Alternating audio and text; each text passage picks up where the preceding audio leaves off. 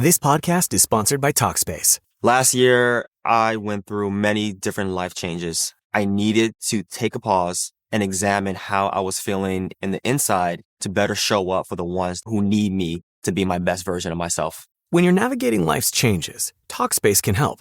Talkspace is the #1 rated online therapy, bringing you professional support from licensed therapists and psychiatry providers that you can access anytime, anywhere. Living a busy life, navigating a long-distance relationship, becoming a first-step father, Talkspace made all of those journeys possible. I could speak with my therapist in the office. I could speak with my therapist in the comfort of my home. I was never alone. Talkspace works with most major insurers, and most insured members have a $0 copay. No insurance, no problem. Now get $80 off your first month with promo code SPACE80 when you go to Talkspace.com. Match with a licensed therapist today at Talkspace.com. Save $80 with code SPACE80 at Talkspace.com. It's car con carne. Let's meet in the car. It's car con carne. And now here's the star of our show, James Van Elston.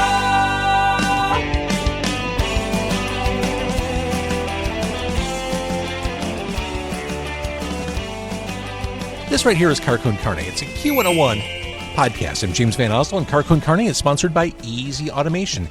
Safety and security are things that you and I want, need, and expect. What if you could always come home to a well-lighted house, knowing that you and everyone inside were safe? Or know that that package you were waiting on was delivered and secured? It's time. Embrace the future of smart living. Empower your home with intuitive control. Call my guy Dan. Dan can be found at 630-730-3728, or just go to his website, easy-automation.net, for a free, no-hassle quote and find out just how easy it is to turn your home into a smart home. This is episode 1004 of Car Con Carne, and Quiet Pterodactyl celebrates 5 years of nonprofit work providing music and arts experience and education for the Chicago community. In the backseat, I have founder and President Trey Elder joining us for this episode, returning to Car Con Carne, the first ever in-car appearance of Trey Elder. It's a milestone. Also joining us to my right, it doesn't matter if you're listening or watching, it's true, she is to my right, composer, clarinetist, singer, spiritual jazz soothsayer. That's a title. That's what you want on a business card. Just a few years ago, the Chicago Tribune named her the Chicagoan of the Year in Jazz. She is Angel Bat Dawid. Hello, how are you? Hello. And we are outside, well, outside-ish, Jerry's Sandwiches, jerrysandwiches.com, 4739 North Lincoln. Cosmic Sandwiches since 2002. Special thanks to Mindy and Mark Yeah. For their hospitality. We're going to eat their food and talk about the 5th anniversary party for Quiet Pterodactyl. I know there's warm food. We have a lot to talk about, everybody. Right. We should bust the food out before we Yeah. start talking. Here's some waters for everybody. Oh, look at that. Thank you, Trey. Angel, I want you to stay hydrated. Of course. I'm going to hand you some napkins also. We're going to start with some cheese curds. Oh, Yes, we are. Mukbang time. Let's go. Oh, look at this. Ooh. It smells divine. Delicious. I'm taking one. They smell I'll take one really and pass it back. They good. smell so. I'm gonna take Who the doesn't love a back. cheese curd? We're in the Midwest. Cheese curd time. Cheese curd time. You gotta have your do you guys want cheese curds on. Oh, you gave us some. I already did. Okay. I got staff. I need lots Y'all, of they're good. All right, instant rave review from Angel in the front seat. I like the cheese curds. They're delicious, crunchy. So this menu, again, at Jerry's, there's so much stuff. For starters, they've got the curds. Sometimes they serve it with tomato soup for dipping. Yeah. OMG. Corn dogs. Seasonally. Perfect chicken for poppers. right now. Roasted shishito peppers Ooh. on the menu. They've got specials all the time. As we're recording this, they have an alligator sausage po' boy. I mean, come on. And their sandwiches. Trey, you are well familiar with this place. I am. The sandwich menu is over the top. Yeah. Talk a little bit. Yeah, I'm a super fan of Jerry's sandwiches. I also worked for them for a very long time. Full disclosure. Still like family. Full disclosure, like this is some high-minded journalistic enterprise. Yeah. I didn't just call corporate. No, yeah, the cheese curds are awesome. I think Mark likes to say they have a Bumsteadian lineup of a food, but it's definitely American based with, depending on the dish, other influences from Asia, from the Middle East, things like that. Oh my God! But basically, no matter what you eat, it's awesome. And then you put it between two pieces of bread, and it's even better. There's a little bit of heat Come to on. that. Yeah. The sauce is delicious. So we thank them for giving us food today. Oh, we thank you. Food makes music conversation so much easier. Oh, it does. It's And fellowship. I worked for Jerry's. This location's in Lincoln Square, but I worked for Jerry's in Wicker Park for a very long time. And wow. that location, I'm good. That location actually had I'm gonna take some a more. live music venue attached where we had music 7 nights a week, and it was Jump Mark on. and Mindy really let me just take the reins and honestly kind of just book what I liked. So we had, from indie Is that rock where you developed to jazz. you have a very eclectic. Yeah, I have eclectic interests. There's things that I personally prefer, but our style of music we booked really covered everything. From bluegrass to hip hop. We had some pretty big names and like members of Wu-Tang played at Jerry's. What? Like we some of our jazz shows was mostly It's local Boo, jazz musicians, but motherfucker. I'm sorry, I if someone was shouldn't playing have at Ravinia, maybe I could get them for the little after party Yeah. at Jerry's. So mostly local musicians, very eclectic, even comedy and other things. But we also were able to get some pretty top-notch talent, surprisingly, in there. This is what I love about as Chicago. well. I We had do. Dreas from Black Sheep there one time. That's one of my What? personal favorite shows I ever booked. Yeah, I am going to get one of these cards because they are Legend. so good. Yeah, the curds are The great. batter is really delightful. It's kind of light. Perfect, like crunchy Uh-huh. and flavorful. Oh, they're so good, y'all. If you want to set these down, you can use Come the on dashboard now. as a TV table. All right, what else do you have in the bag of tricks there, Trey? All right. Yeah. I don't These know are what order I'm delicious. pulling them out, but we definitely have the Harland S, which is their fried chicken, in my opinion. It's one of their Uh-oh. kind of top three. I had them cut these into smaller So pieces. all their sandwiches are named after people famous and maybe not famous? That is correct. People that are famous or not famous, maybe local, Right. maybe fictitious, maybe a cartoon character like the Harlan. Anyway, here's the Harlan. I had them cut it into quarters so you guys can split that. Oh, you're as so you smart. will. You are There's so fries smart. in there. I did not ask for ketchup. Here, let me get a shot of this really quick, Angel. Oh, y'all, look. I kind of just There's a poured it shot open. of it. Anyway, so I ordered three Looks things. We've got the good. Harlan S, which is their main fried chicken sandwich. It's one of my personal It's a faves. sandwich. I trust your Okay, judgment. I'm about to go in. We got the brisket, which is a special. Not on the regular menu, but they do have it. I'd say, there is some ketchup in here if anyone wants some for their fries. You So gotta this have- is the they have wine- Eat brisket up in relatively often. On their specialist, this is probably what you got: the wine braised brisket, Yes. brisket braised in wine and herbs, pan gravy, Swiss, fried onions, pickles, lettuce, and challah. I That's so good. I put that in my notes because it sounded so here's the good. brisket. That one I just had cut in half, so that's bigger portions. Oh, it's a monster. Oh, yeah. And then the third one that we had. Also all the sandwiches come with two sides. I ordered fries with all of them, but I Yeah. ordered I think the beans, maybe some mac and cheese. I think there's forks. Y'all, this on here smacks. somewhere. Okay. It's a Oh, yeah, snack. here's forks. I don't know what to do with all this. Trey, please tell me you're eating. Are you just watching us eat? That would be horrible. I'm gonna eat. took one I'm busy share. talking right now. Here, I'll take some fried chicken real Oh, quick. Then the third sandwich is the Greg L. It's technically in the vegetarian section of the menu. It's a fried green tomato sandwich. Oh. Very southern, absolutely delicious. But by recommendation of Polly, the bartender, I added bacon to it. Okay. You tainted it. Yep. Not for the Tainted kosher it with amount. wine. Not for the kosher. Oh, here's another fork if anyone wants. Because there's some baked beans here. There's some mac and cheese. Oh my Let me lord! try this brisket situation over Oh, here, here. the wine braised brisket. Wine braised, but fancy. It's all you. Ooh. Oh, this fried It's a chicken's different divine. type of bread. It looked like a... Oh, wait, there's Pita also or sweet something. potatoes. That's a seasonal side. I think during the summer they have elotes, and then during the fall, winter they do Man, you got to have eating the car sweet skills. potatoes. Over here, the eating the car skills. Yeah. Oh, and You got to... 1,000 plus episodes in, I've got this down. Oh, the fried chicken's delightful. Oh, and again, there's a little bit of heat there. It kind I of like a creeps little up on you. spicy. I like a little. I like spice as long as it doesn't tear my head off. It's got to be flavorful. Oh, right on. Okay, It's so really good. now that we've appropriately added protein to the conversation, the Quiet Pterodactyl 5-year anniversary party with the Silent Auction Fundraiser happens on Sunday, November 24th, happening at Color Club, 4146 North Elston, 21 and over, 7 until 11. Angel Bat Dawid is your headliner. Also on the bill, Jobs, 40 Girls, DJ All the Way K, and the ever-popular more surprises to be added. Yes. Excited. That gives you license to under-deliver or over-deliver.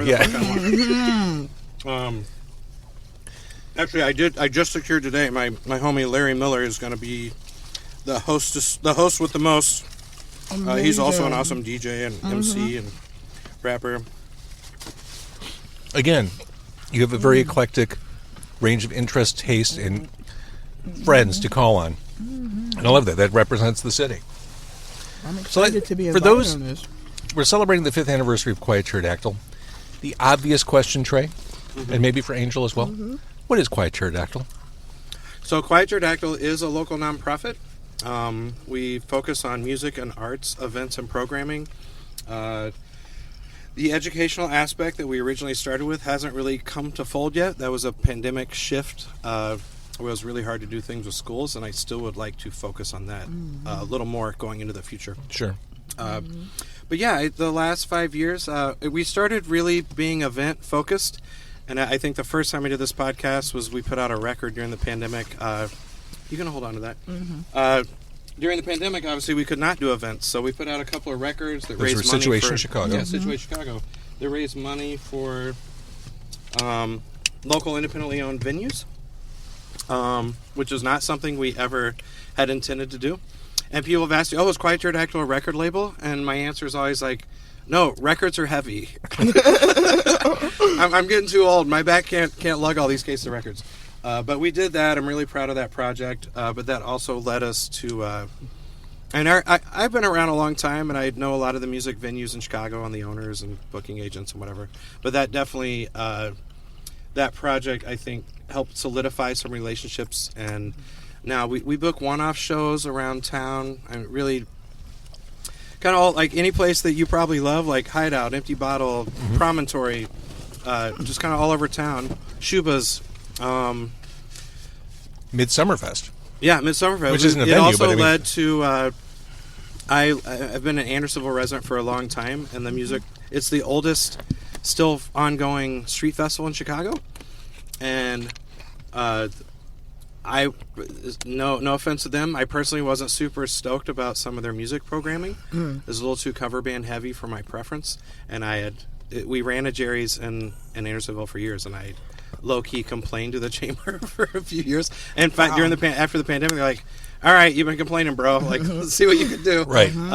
Put up or shut up. Yeah, I've been able to help them program and curate the music the last 3 years, and some of those cover bands are awesome. I'm not poo-pooing on what they do, but we've been able to bring some more original talent. Like last year, a couple of my personal favorites were Phenome, if you know those girls, Namdi. Namdi Ogunaya, I'm a huge fan of his. Yeah. Tukimon, he lives here in Chicago, but he's from Senegal, Afrobeat pop artist. I know Tuki. You had Impulsive Anyway, Hearts. just really bring some more eclectic You had and Impulsive original Hearts too, programming. right? What's that? Impulsive Hearts? Oh yeah, we had Impulsive Hearts. Love yeah. Blood People. Yeah. And it really just ran, and we had Cece Santana, she's Brazilian. Like, just, Chicago really isn't a global city, it's an international city, and Absolutely. I wanted that to be represented at that festival as much. It's not the Trey show, but that was my vision of how to steer it, is not just have some of the same general Chicago street cover bands, which, again, those guys are awesome. There's a time and place. I get it. Yeah. But when you're in balance that Chicago, with, like, really representing every style, but also like every neighborhood and every part of Chicago music scene, not just a couple of parts of Chicago music scene. it's hard to wrap your arms around all of it. Yeah. There's so much going on, so many different genres. I've said, people ask me all the time, who's your favorite new local band? What do you see coming up? I never want to give an answer because I know it's not the right one. Yeah. There's always so much stuff going on. No one can claim to be an expert on all of it. Yeah, there's no way. I mean, there's thousands, if not tens of thousands of bands in every genre. So no one can know all of them. And also, you and I are we're all music industry. You say one band and someone, why didn't you say me? There's also that. Like, I have so many of my friends are musicians. Oh, why didn't you mention us? You know, like, well, you know, you can only mention so many people. So really, this is a not-for-profit that supports the arts community, which... Awesome. Thank you for the work that you do. Thank you. Definitely something worth celebrating. So you're doing this 5-year anniversary party. Color Club, I think, is a new location for a lot of people to think about. So talk about your choice to go there. It is. One thing, Color Club just opened recently, It's not a traditional, I guess, bar venue like a Shuba's or a Hideout. It's more of a neighborhood community gathering place. And they've also done a lot of people of color and very queer-friendly programming since they've opened, which I felt like was important. I also like to do events. I like to do events in traditional spaces that people know what they're going to get, but I like to do events in either very, like, no one's ever been to this warehouse, or no one's ever been to this thing, but also Color Club's new enough. They're super nice people, but also I know a lot of my personal friends haven't been to a show there yet, even though they've been doing shows. So it was like a new fun space to interact I love that. with. That's good thinking. And if you're going to have someone like Angel, it should be somewhere eclectic, different, and cool. Yeah. I mean, if your first show at Color Club is seeing Angel Bat Dawid, that's going to define the space for you. I mean, in the best way. I'm a friend, but a huge fan of hers, and she's just such a powerful performer, and like it's going to be really cool. Also, people ask me like, well, how do you decide what who you work with and what music you program? And obviously, there's reasons for different things or strategies, but a lot of it is like I program the shit that I like, and I hope other people like it too. Welcome to this podcast. Yeah, and I'm a huge fan of Angel. We've worked a little bit together before, but it's been a while, and I was just really excited that she was on board to be a part of the 5-year anniversary. And if you haven't heard Angel's music before, I listen to you, and the first thing I think is, this is an artist who never once compromised anything she created. This is a singular vision that you put out there. It's experimental, it's challenging, and it's just cool to listen to. Thank you. How did you... I mean, experimental jazz doesn't describe what it is. Mm-hmm.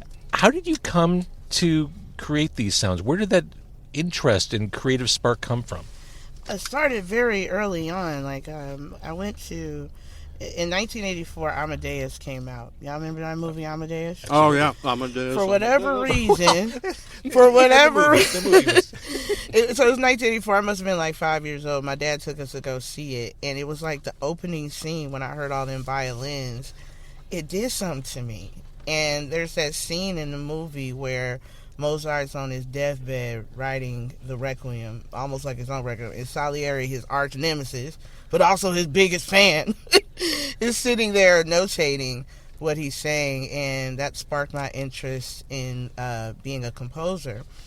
Very young, and I love classical music going forth. And then as I studied clarinet, I started playing clarinet at 11, and I knew I wanted to be a multi-instrumentalist because there's that scene in Amadeus where Mozart's a little boy. So I'm a kid, and I'm seeing Mozart play the piano, and then the dad blindfold him, and he played the violin. That always like impressed me as a child, and I knew I wanted to be a multi-instrumentalist. So I just based on seeing that movie. Yeah, that's so cool. It lingered with me. I listen to the soundtrack still.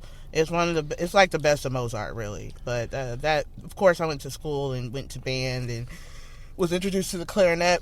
I didn't want to play the clarinet. I wanted to play the violin like Mozart. But there is no more violins at the orchestra. And so I went to the band room, and my teacher, he was a big black man with a jerry curl named Mr. Jarrett. He was amazing. He said, here's a clarinet, and I was really disappointed because I thought it looked goofy.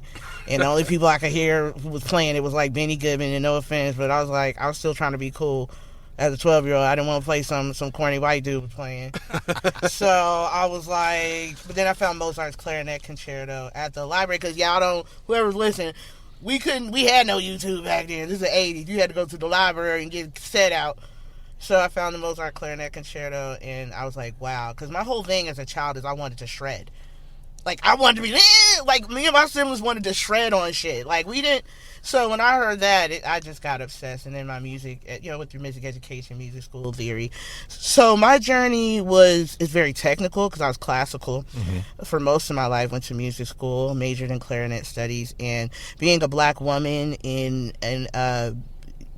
universities where it's mostly white, it was hard. There's a lot of just microaggressions. There's a lot of things that you go through as a black person that we don't talk about, because it happens continually, perpetually, all the time. Because black people, we culturally have nuances that people don't realize that we have in our culture, and they're constantly being stepped on. And being in a classical setting, it was very, by the time I was on it, I'm a college dropout. I didn't think I was a good musician, and so I just went to the work sector. I started working and making money, good money, and but at the same time I was miserable because I'm an artist. I invested all this time and energy to make music, and I was going home every night because I do hip-hop production, and I was really getting into that, and it was becoming my life. I was just like coming home just so I could be in my home studio, and I was like, I got to make this jump to do this for real. So in 2014 I jumped off the cliff. I had a little 401k at this job I had.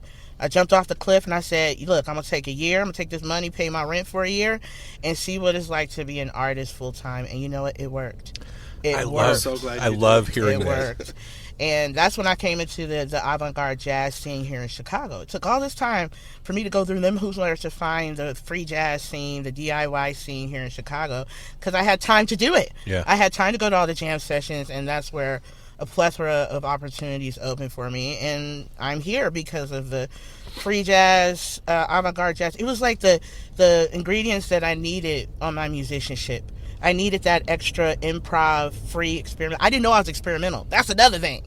I thought the music that I was making, because I would play my music to people, and they'd be like, Angel, that's weird. I'm like, but it sounded cool to me.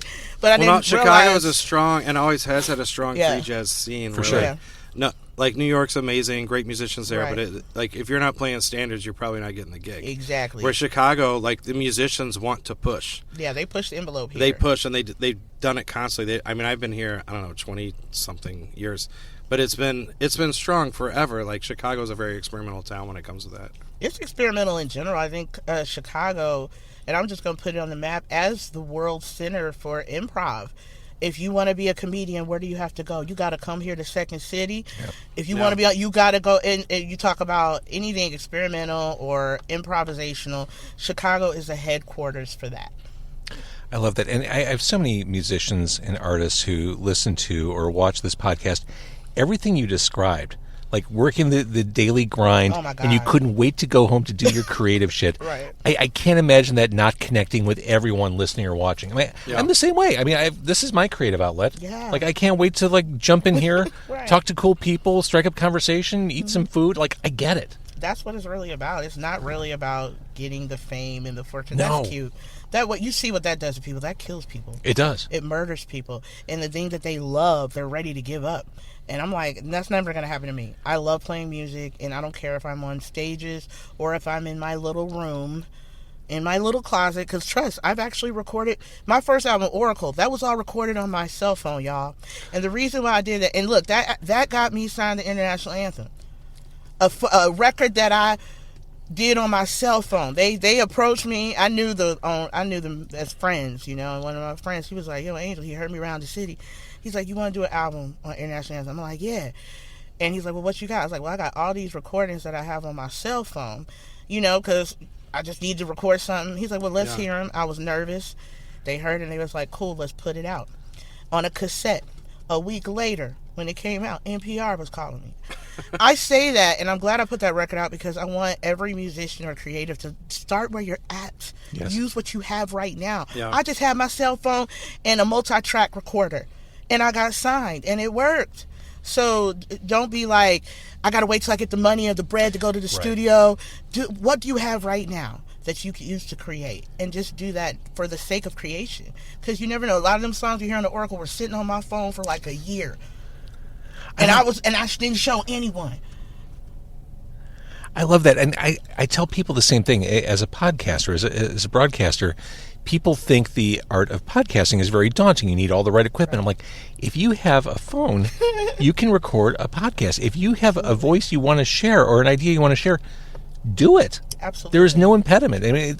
Different mediums, but same idea. Like, don't let those perceived obstacles of cost and whatever get in the way. Like, you can be scrappy and do some cool stuff. Some of the best stuff comes in that because it's authentic, and that's really, there's this thing as creatives where you want to share what you're doing with the world, and that's where a lot of people get afraid because it's so vulnerable.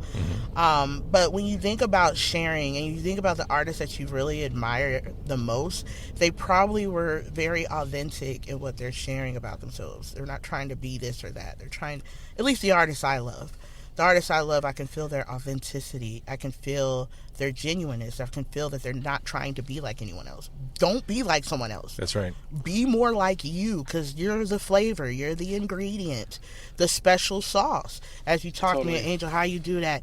I'm just being me, and I'm not turning the switch off. Like, I'm going to be me. I'm going to say what I feel, and as a black woman, I have to always interject that. People are like, why are you always bringing it up? Because I'm uncomfortable 90% of the time in this white world.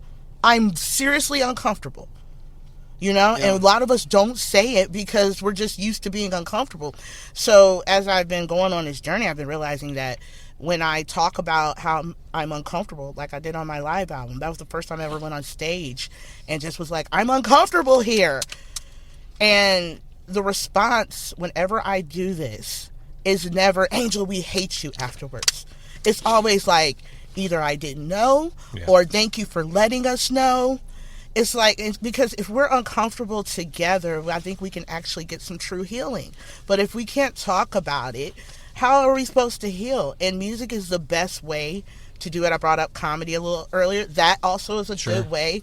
These are all the ways that we can process what we go through living in this existence, especially now. Yeah, I actually told James earlier that I've seen you perform in different settings, and I've seen you where everyone in the room was on board, and I've seen you at Lincoln Hall where like half the room was 1,000,000% on board, and half the room you could tell was like, I don't know. Yeah. And like that message that you give that is so powerful is just as if not more important for the people that aren't sure, because they haven't heard it yet. It's true. To me, it's a simple message that you should kind of just know. You know, but I also know that people don't. You know, so like, you know, obviously you want people to be into what you're doing, but also when you make certain people uncomfortable, it's really powerful to see them thinking about it. Uncomfortability is a part of the process of how we heal as human beings. If you're in an interpersonal relationship with somebody and you guys can't talk about issues in a civil manner, like what kind of relationship is that? How can you actually be real? And there's this thing when it comes to music and creativity where, like you said, I'm going to be as authentic as ever then, because this is my life. I've been loving music since, you know, I can never remember. And if I can't be myself there, where can I be myself? And something should make you uncomfortable. Some conversation should make you uncomfortable. Mm-hmm. And some music should make you uncomfortable. Right. And that's where, to me, that's some of the most memorable music and the most memorable conversations is things that made me actually think, rather than just me saying the same stuff that I say every day, or people that I agree with all the time. You know? Yeah. Change of subject. Has everyone had enough food? Oh, yeah. There's plenty more here. We can also take it home, obviously. Yeah. I'm debating whether or not I'm still hungry. I feel like I can rally. And maybe y'all, the food is really good. Please go to Jerry's. It's really, really good. I want to go again. I'm going to come in the daytime. Next time we got to sit down. Yes. Have an adult beverage. Yeah. Mm-hmm. We'll stop over there and have an adult beverage after. I love that. There it is. I love that idea. Jerry's Sandwiches, 4739 North Lincoln. Delicious. Cosmic Sandwiches since 2002. Trey was there for that. Delicious food. Again, the 5-year anniversary party for Quiet Pterodactyl happening at Color Club on the northwest side. Is that Montrose? It's by... You called me out. I've been there, and I don't remember the cross. 4146, I think that's It's in Irving Park neighborhood. Yeah. Yeah. I mean, it's really easy to get to off the expressway, really easy to get to really from anywhere in Chicago. That is November 24th. To my right, Angel Bat Dawid is your headliner. Jobs D Girls, DJ all the way K. What an awesome event. Keep doing what you're doing, Trey. Yeah, Trey. Thank you. I want to say, I know we're probably about to wrap up. I want to say 2 things real quick. One is based on what you and Angel were just saying about doing what you love, and you know, and not worrying about having all the right equipment or having all, you know, like do where you're at. That was part of why I started Quiet Pterodactyl, is I saw so many amazing musicians that I not just respect as friends and musicians, but like they're truly like fucking amazing. Like their world. They're some of the best musicians in the world, and I saw their careers not just not taking off, because that's such a weird capitalist perspective, but like they're not always even happy. Like they don't know how to promote. They don't even know how to book their own gigs. They don't. And I was like, you know, and I also grew up a trained musician, you know, classically trained, but I gave up the dreams of being a rock star a long time ago for personal reasons. But I was like, what can I do as I'm getting older to like really get back to the community? And like I was like, oh, I've been in business a long time. Like I understand the musician side and I understand the business side. What can I do to just promote the people that I respect, promote the stuff that I like? Like how do I, just in the smallest way that I can, you know, get the word out that these people exist, and it's not just Live Nation stuff at United Center. Right, like we are literally at an epicenter of the best musicians in the world. So hey, people, go out and see this. It's local. It's at your fingertips. It doesn't cost $500 a ticket. Yes. You know, like it's right here. It's a free show. We do free shows at Broken Shaker every month, which is one of the first That's shows where that I did. I booked Yeah. Angel at Broken Yeah. Shaker like 7 or 8 years ago. That was a great show. And we still do that yeah. every third I Thursday. still Broken remember Shaker. it. Go to Love Broken it. Shaker. Different trio every month. But you know, we do some free shows. We always try to keep the cost down on local shows. But it's really like, how do we serve the community and how do we get the word out that Chicago really is some of the best musicians in the world? Agreed. You do have one of the more difficult names to spell in all of nonprofits. I know how to spell Quiet Pterodactyl. I would tell people to go to your website, but I'm afraid they won't get there because of misspellings. Well, there's Google. Look up pterodactyl. You know what dinosaurs are, right? Yeah. Yeah, go to Jurassic Park. quietpterodactyl.org. Please come to the 5-year anniversary. It's going to be an awesome show with Jobs, with 2D Girls, DJ All the Way K. Obviously, Angel's going to be there. There. Again, some other surprises that I won't tell you about. But it's really going to be a fun time. But also, all the money at the door is going towards the musicians. We're going to have a silent auction. We have some amazing. Chirp is going to be there. Chirp Radio is a sponsor. They're gonna have As we're recording this, I was just giving at away their, some free swag. I was just at their last record Yeah, fair. Chicagoan Yeah, I was there Independent too. Radio. I performed at that. But we have some awesome sponsors, you know, like restaurant gift certificates, and there's all kinds of salon stuff and booze and Chicago stuff. yeah, Chicago style. So all the fundraising stuff from Silent Auction will go back to Quiet Pterodactyl. And honestly, like, I'm not doing this for money, y'all. Like, I don't make any money off of this, but any money that we get is literally just going like pay for our insurance, pay for our website hosting, you know, really the basics. I don't even have an office. This is run out of my apartment. So this is just to help cover the basic costs of making sure it continues to exist so that we can just keep giving back to the music and arts here in Chicago as much as we can. I love it. Thank you both. Appreciate it. Thank you. Looking forward to 5 more years. Looking forward to the 24th. Thank you. James, thanks so much for having This us. is so cool. Thank you.